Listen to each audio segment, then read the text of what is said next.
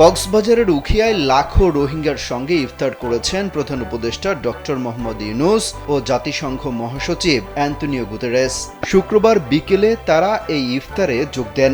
জানা গেছে, ইফতারে ছিল ছোলা, মুড়ি, পেঁয়াজু, জিলাপি, বেগুনি, শরবত সহ আনুষঙ্গিক বিভিন্ন খাবার।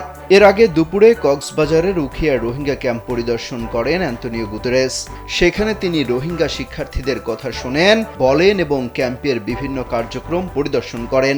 তার সঙ্গে বিমানের একই ফ্লাইটে কক্সবাজারে যান প্রধান উপদেষ্টা ডক্টর মোহাম্মদ ইউনূস। বিমানবন্দরে তাদের স্বাগত জানান দুর্যোগ ব্যবস্থাপনা মন্ত্রণালয়ের উপদেষ্টা ফারুক আজম। প্রধান উপদেষ্টার প্রেস উইং থেকে জানানো হয়েছে, অ্যান্তোনিও গুতেরেস কক্সবাজার বিমানবন্দরে নামার পর বেশ কিছু আনুষ্ঠানিকতা শেষ করে উখিয়া রোহিঙ্গা শরণার্থী শিবিরের উদ্দেশ্যে রওনা দেন। যমুনা ইলেকট্রনিক্স ঈদে ডাবল খুশি অফার সিজন 3, যে কোনো পণ্য কিনলেই পাচ্ছেন নিশ্চিত ঈদ উপহার। সেখানে তিনি বিভিন্ন কর্মসূচিতে অংশ নেন।